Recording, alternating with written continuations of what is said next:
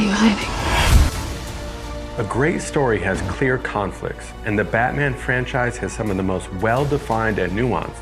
But this movie in particular, I think, does it and Batman better beat by beat than its predecessors, and why I think it's setting itself up for an even better sequel. So how does the bat save the cat? I'll explain. Now, I'm going to view this film through two main lenses, and this will contain spoilers. The first is the dynamic between Catwoman and Batman as the foundational philosophical dilemma here, and how this mirrors Bruce Wayne's internal struggle amidst the backdrop of a corrupt Gotham, and how this dynamic drives this neo-noir and the character arcs forward. And then second, I will break down the story beats of this film by analyzing how the plot adheres or strays from the classic hero's journey of most modern screenplays, because this film is almost double the length of most, and yet it still keeps momentum the whole time. And then for a bonus discussion at the end, I'm going to be tackling some of the clues that this film gives us to the villains, which of the rogues gallery will we see in the sequel, and what the central conflict will be. And I think you may be surprised with my predictions, possible castings, and the motif, because a lot of people may have missed some of the riddles hidden in plain sight.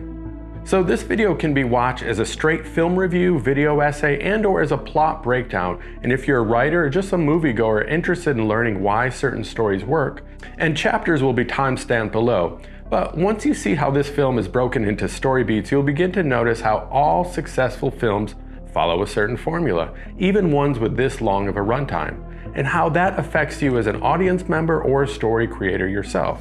Now, I make content to help creators create, from tips, tools, and film reviews to helping you see that conflict and how one responds to it is the essential component to not just a good story, but a good life too. So if that's your thing, like and subscribe to see more videos like this. Now, to have a hero, a protagonist, you need a few simple ingredients, or you have no story and no plot. So you first need to introduce us to the world in which our hero is at odds with. And for Batman, it's a crime-ridden Gotham at its base level, but where it matters, it's corruption from the top down. And then you need some conflict as to how specifically they plan to overcome these odds. And how does Batman fight crime and corruption? Well, knowing what we do now about Batman since 1939, we have a foot up on knowing how he will fight prior to this film. But because Batman doesn't kill anybody, and he's a moral, stoic character with years of wisdom under his utility belt, but this is not how this Batman starts, and this is not how any good character should start. And it's also why some people have had issue with this film, and it's the brooding, angsty Bruce. Remember though, this is year 2 for him. He is far from having things figured out. In fact, he's far from even having his own motivations and his specific plan on how to fight this corruption even thought out. So our biggest question and his biggest unknown is, who is he? And this is one of the first and last lines of the film, so you know it's both purposeful and important. A good tip if you're a writer. But it's also first spoken by a white-faced, say maybe even clownish-faced gang member, a low-tiered criminal in the beginning, and then bookended by an unknown mastermind that we learn also is a clown. So the hell are you supposed to who be? is our hero? And as he first introduces himself, he is not Batman, the Vengeance. And some casual viewers may think this is just a new approach to shake up the old presentation made famous by Michael Keaton in many sense, the I'm the Batman pronouncement. But it's not that. Matt Reeves is clearly setting up his character arc for not just this film and the next, but I'm guessing the whole trilogy. Now, let's briefly define vengeance. Vengeance is punishment inflicted in retaliation for an injury or offense, and retribution to an extreme or excessive degree. So pulling your punches, it is not. Sparing lives of serial killers, not so much. Who Batman is at his core and will become is not vengeance, but justice. Now, how do characters change their philosophical beliefs? Through happy accidents or long bouts of meditation? No. Through conflict. Seeing how their behavior does not get the results they were hoping for. And then through, most importantly, others, the cat. And this dynamic is quite storied. The Catwoman hates corruption as much as Batman, but her modes of attempting to defeat that are not just. In fact, it's usually through reparations with petty crimes or retaliation to an excessive degree. Hence, she's acting more out of vengeance here. Makes sense why there's a strong kinship, especially in the beginning with Batman. So Catwoman ends up defining Batman by what he, at his essence, is not, but doesn't know it yet, for there is a slippery slope between excessive vigilantism and corruption, the thing he aims to clean up, so he may on occasion save the cat, but she in turn saves the bat.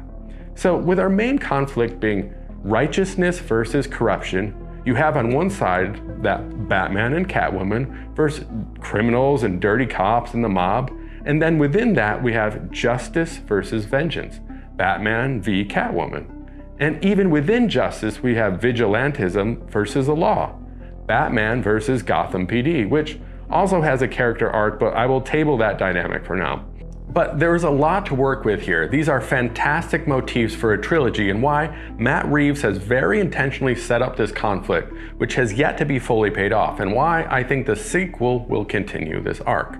Now, one last thing to this dynamic that I think has to be mentioned is, and once you see it and hear it, you'll realize how prevalent it is all over the screenplay. But if the conflict is between justice and vengeance, what motivates one to move between these two behaviors? And this attempts to answer the main thematic question: who are you? And are you somebody defined by fear or hope, darkness or light, fire or water? And the outstanding resolution to these questions are not purely dichotomous, but nuanced. Fear, fire, darkness has a place. Hope, water, and light has to be measured as well. Too much water and you have a flood. And these are clear and distinct plot points by the writers to mention fear and darkness as much as show fire and water. So I hope I haven't lost you yet. There's a lot of complexity beneath the surface that some of you probably picked up intuitively or consciously, but I will unpack most of this when I break down the beats of the story. But it should be acknowledged how ambitious Matt Reeves and co-writer, the accomplished Peter Craig, were in creating this universe onto itself. Of course, we can credit Bill Finger and Bob Kane for Batman in this world, but Matt Reeves and Peter really attempted something different, akin to what I think Tim Burton was able to do, by creating something both new and nostalgic. I think their influences are not subtle either, with there being clear lines between Chinatown, Seven, and The Zodiac, as well as some others. All brilliant films, obviously, and two of which are done by a current contemporary, David Fincher. Normally this would be an odd confluence of inspirations for a superhero film, but it works perfectly within the detective story, like Chinatown, and the serial killer arc with the Riddler and the Zodiac, and the cop duo of Morgan Freeman and Brad Pitt to Jeffrey Wright and Robert Pattinson. Now, I will get into Pattinson further in his performance, but let's save the bat for a bit. Now, if you don't know, the expression "save the cat" comes from one of the most influential screenwriting books by Blake Snyder, which is both a passing anecdote in the book and its title. The expression "save the cat" is an idiom or reminder on how to make your hero, who may not otherwise be likable, likable. So if they are morally ambiguous, angry, brooding, or distasteful in any way, make them save a poor little cat within the first few scenes so the audience may see some redeeming qualities in them, and therefore root for them for the rest of the 105 minutes, or in this case, almost 3 hours. Now, if you've watched my previous film breakdowns where I used a different beat sheet that I synthesized from a UCLA course that I took, I will mainly be referencing Snyder's from the book Save the Cat and Save the Cat Strikes Back. Save the Cat's main thesis actually has little to do with the title, but instead that if you want to be a successful screenwriter, you have to use an outline that includes these specific 15 beats. And you'll notice it is almost identical to mine, and the similarities are not coincidental because both are derived from Joesph Campbell, which I mentioned in my last Willy Wonka and Turning Red videos, but I will briefly recap it as it always bears repeating Joesph Campbell's name and seminal work, The Hero with 1,000 Faces, because he's the reason George Lucas wrote Star Wars. But here's the gist of it. Across all of our time, our ancient stories, myths, religion, etc., they all followed the same paths, generally speaking, and the hero of those journeys is the same figure, the same archetype, the same individual with 1,000 different faces. So Blake Snyder's beat sheet and mine follow our ancestors' oral tales from eons ago translated down into modern cinematic story beats. And because most moving pictures are about 115 minutes long, we can track when each of these 3 acts, the beginning, the middle, and end, need to take place and what conflict or resolution needs to take place within them. Now, this is where more conflict resides because The Batman is not like most films. It is 176 minutes or 2 hours and 56 minutes long. So things get a bit trickier to dissect with a standard 3-act structure, but due to streaming, movies do seem to be getting longer and longer, but Unlike most, this movie did not feel long, which makes me think we may need to amend how we see story structures to make room for these longer films if they are in fact well done. And it may be as simple as adding a proper fourth or fifth act, or subdividing the second act into more parts, just than the 2A and 2B. Because each act, like the whole film and even each scene, has its own story arc, also known as a story circle, or it should. So let me first say, I watched this movie like you did in the pitch black, and it's dark, and it's a dark film, with my little notebook in hand during my second viewing, so I scribbled into a tiny book full of notes, story beats, minutes that the beats took place in, and my handwriting is worse than the Riddler's, so I'm going to do my best to try to dissect an already complicated story structure within those limitations. So I may do a follow-up video when it comes out on HBO Max, but I took copious notes, so here we go. So Snyder's Save the Cat beat sheet starts with the opening image, which could have a better name, but this opening, seen through the lens of the Riddler's gaze, his binoculars, reveals Bruce's wound, as well as, and this should and does bookend with the final image. Now, thankfully we don't have to relive this backstory again. Instead, Matt Reeves used a reflection scene, but it's pretty direct because it's a copycat crime to Bruce's parents. 20 years to the day, a possible mayor to be murdered, and his son is witness to it. Robin. But the effect is the same. The opening is, though, from the Riddler's vantage point, as he seeks vengeance for the crimes of Gotham's past to heal his wounds, which defines his goal. This opening image through binoculars was also a mirror of a scene that comes later that will define Batman's new goal, in which he first sees Catwoman as such. But the scene also opens with Ave Maria, which is the Riddler's theme, and we will hear this song prominently 3 more times throughout the story as it defines the beats of the story as well as his past. But here his theme is not spoken, but sung. And this brings us to our next beat, which is entitled Theme Stated or Theme Spoken. And this usually comes in the form of dialogue spoken to our hero. The hell are you supposed to be? However, this is the overarching thematic question, I believe, for the trilogy, because before this, in a very neo-noir voiceover, Batman states the theme of this film, right on time at page 5. And in case you didn't know, in a screenplay, a page equals a minute. So at minute 5, we hear the theme. Fear is a tool. Next beat is a continuous beat happening beneath the surface. It is our setup. Again, bad title, but it is, as I would call it, life out of balance, status quo. Blake Snyder also defines this as stasis equals death. The setup of our ordinary world that if our hero does not escape into the unfamiliar, they will die. We see a Gotham out of balance in a dark night full of rage and vindication. Our fourth beat is one of the most important. It is our catalyst, which is meant to take place at around page or minute 12. This is our flashpoint, our inciting incident. The way you know that this is the catalyst is that if you remove this scene, would our hero still remain in status quo, in the ordinary stasis equals death world?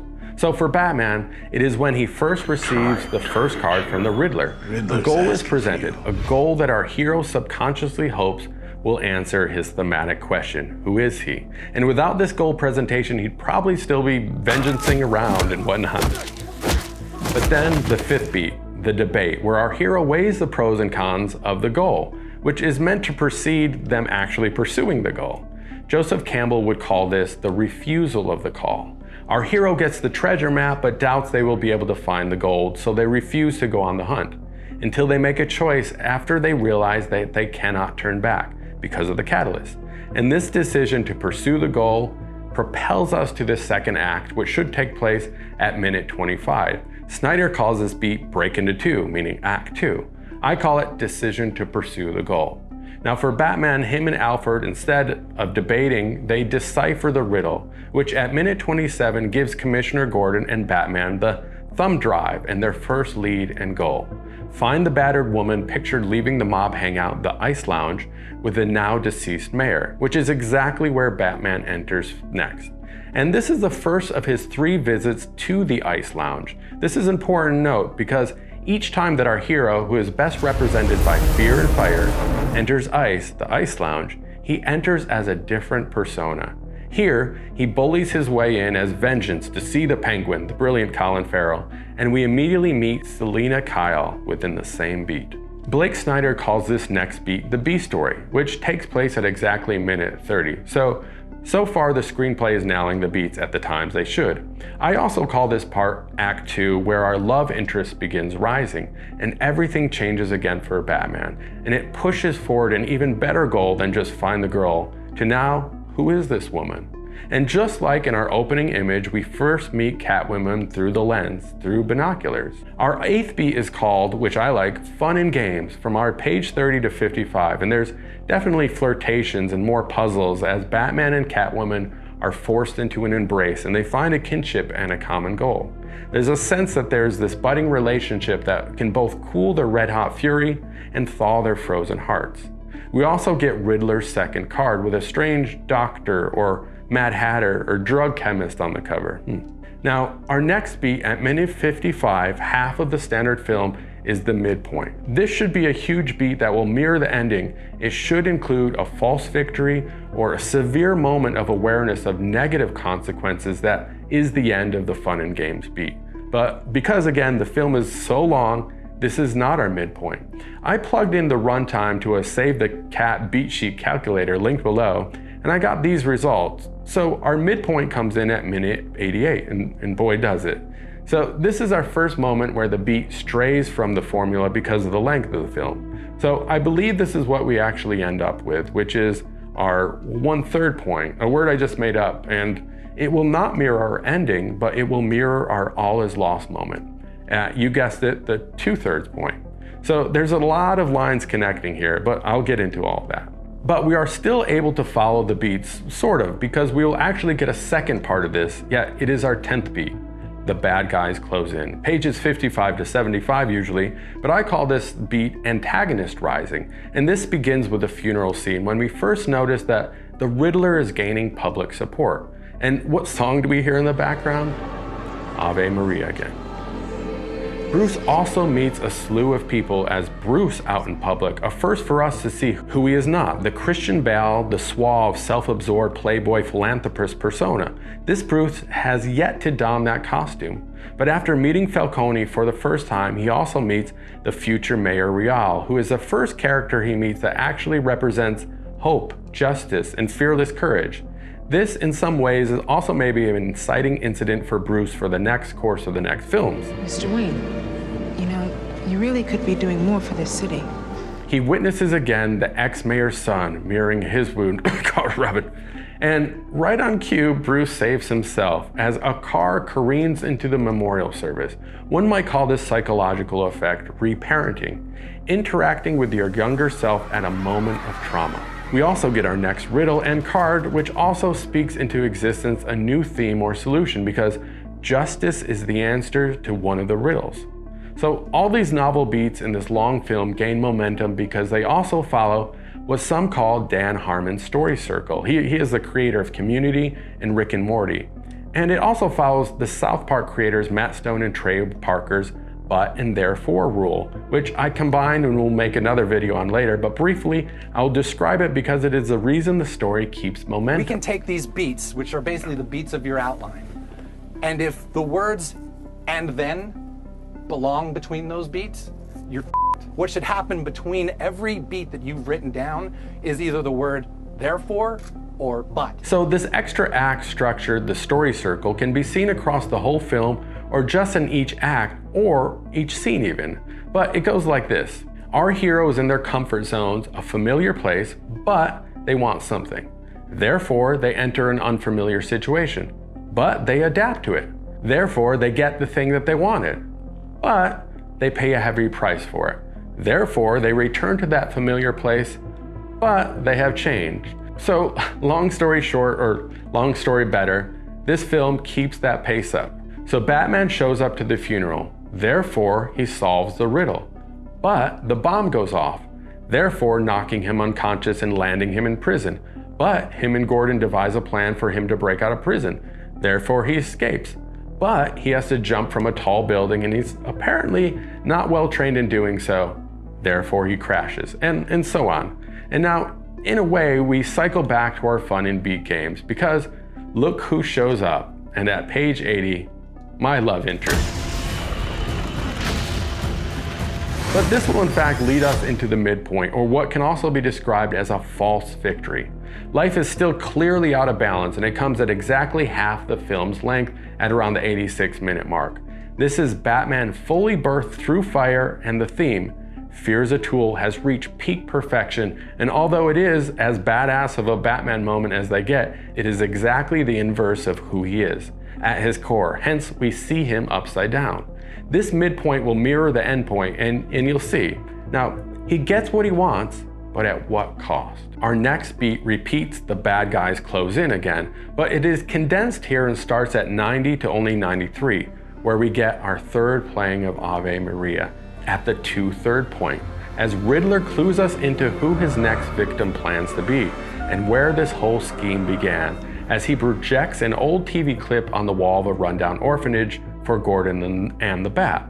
Thomas Wayne invested $1 billion into Gotham under a program called Renewal some 20 years ago, which, as you could imagine, the bureaucracy, red tape, and corruption meant that the money was not going to the people who actually needed the help, like the poor and orphans, or both, like the Riddler. Instead, the money was going to other bureaucrats greasing already slick wheels.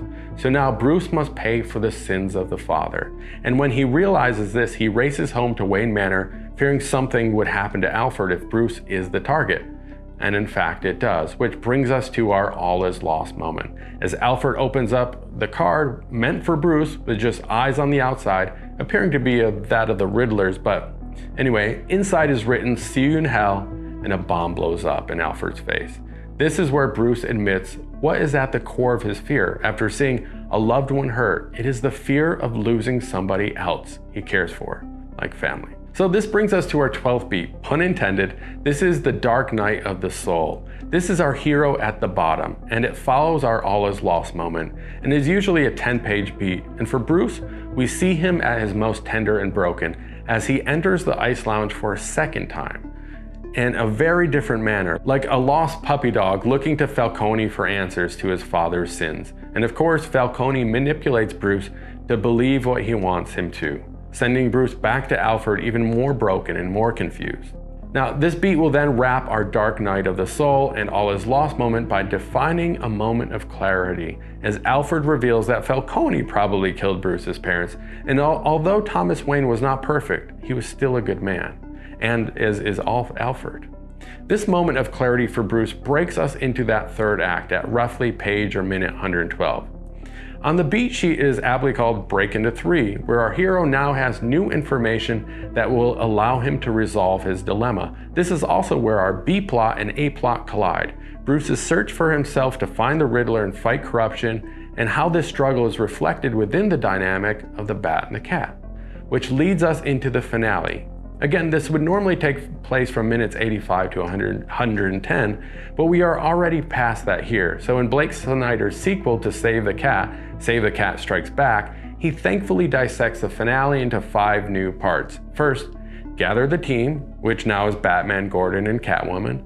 Next is execute the plan, then storm the castle or Hightower surprise, then dig deep down, and then execute a new plan. These are great specifics into how to divide our, as I would call it, a battle scene, your final fight. Now, on page 118, Batman, for a third and final time, storms the castle, the Ice Lounge, not as a bullying bat or a broken Bruce, but a man with a conviction, a persona who is both Bruce and Batman. He sneaks in this time as a swift-footed Bruce and changes into the Bat once inside. This is also the moment where Catwoman is reaching her low point, as she, gun in hand, breaks into the Ice Lounge ready to avenge her mother's murder at the hand of her father, Falcone. Batman, to save himself, to define who he is, he needs to save the cat from herself and stop her from murdering to save her soul. And therefore he does. He saves the rat.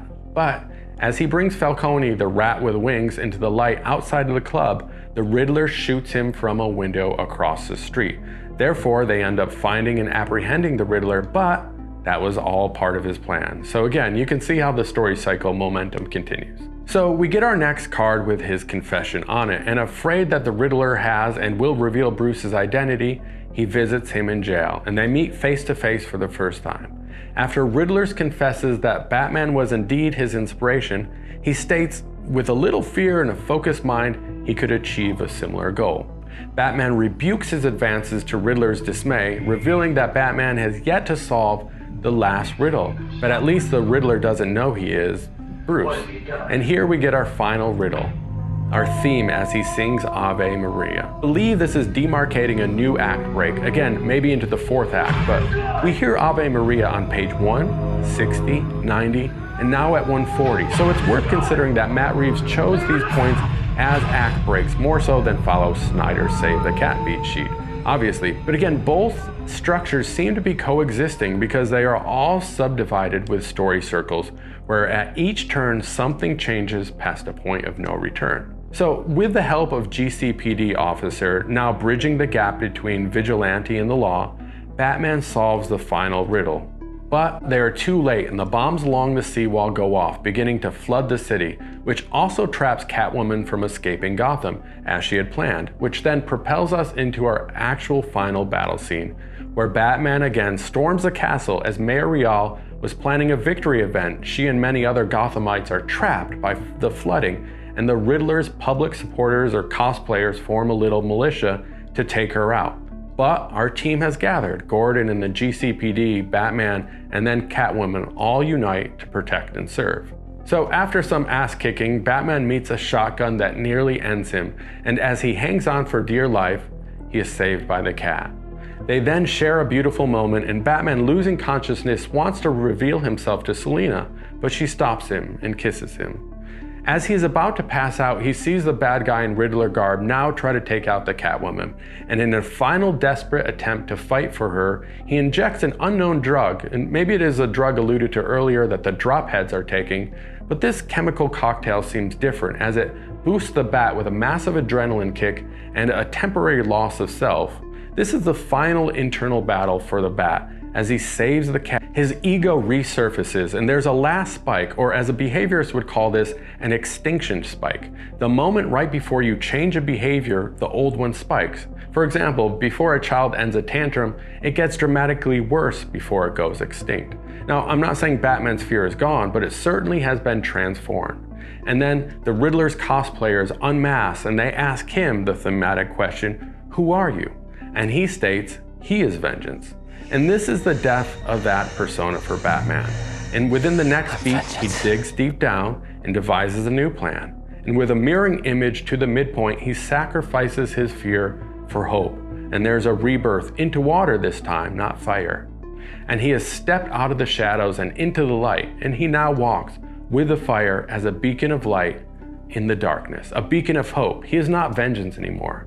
He is not fear. He is justice. So, our 15th and final beat on the Save the Cat beat sheet is the final image, which is meant to mirror our first image, and it does so literally. Our opening image is a figurative reflection of Bruce's wound, and the scene is literally a reflection of how his wound as a child has had a hold on him as a man. And although the cat and the bat both have changed together, and therefore we see them travel together on bikes, rounding rural streets from just outside of Gotham, but Selina still has a cross to bear, and at a crossroads they say a bittersweet goodbye, and we see the cat in his rear view, a symbol of his past, his vengeful self drifting further and further away. So since this video is so long so far, I will be brief with my sequel ideas. I may make another video going into further detail, so let me know if that's something that interests you. But the first movie, rebirth through fire, fear and rage, the depths of ice to find hope, as the city floods, I believe this fire and water metaphor will continue into the ice. As the Penguin grows in strength at the Ice Lounge, and that secret mob hangout beneath that, the 44 below, the allusions to Mr. Freeze seem beyond obvious. Now, with thematic dilemmas, I imagine Bruce's cold persona will begin to thaw. His frozen heart, his inability to trust others will warm. So Mr. Freeze is a perfect character for this motif.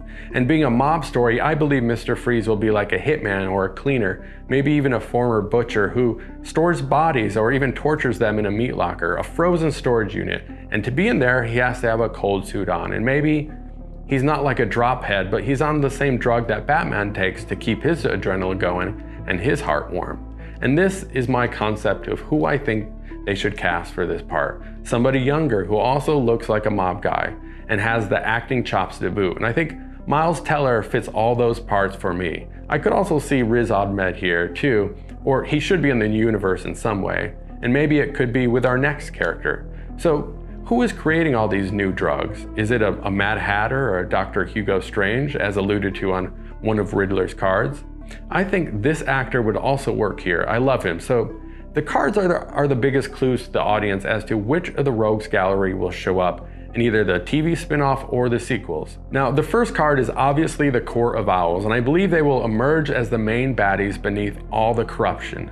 Like a secret society, the puppet masters pulling the strings from the criminal underground to the justice system, and maybe even at the DA's office. Now, Riddler did leave a clue at the post-credit scenes of the film that if you go to the website, you find these comic book dates which all reference different villains, and the only one not in the film was Two-Face. So I believe we may see him prominently featured on the TV show. Now, with the Joker, he may be more like a Hannibal character who stays locked up for now, but helps the Bat understand the psychology of all the future villains, and maybe he's pulling the strings from inside. But the other cards give us a few more clues, and I won't get into all of them, but next we have a girl in green, which I believe will be Poison Ivy. And I think this actress would be outstanding in the part due to her versatility. And with how ambitious Matt Reeves was with this film, my theory is that he wants to save the Bat cinematic universe by taking the characters most poorly done in the past movies, like the Riddler, Mr. Freeze, Poison Ivy, and ground them in again, give them their power back. And Robin, but I'll table that for later. I honestly feel like all these would be great possible casting choices for some of these characters, and there is a way to take the fantastical elements out of these characters and still make them equally menacing and slightly surreal.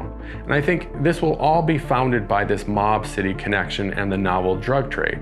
Maybe Poison Ivy will drug her victims with these green chemicals to coerce them to do her bidding. But again, I think the thematic elements of the sequel is what will make this film even better. The thawing out of Bruce Wayne. So I wouldn't be surprised to see a real love interest here, as I believe the next film we will see the origin story for this persona as Bruce, his journey out of his icy veneer and further out of the shadows, from the night into the sun.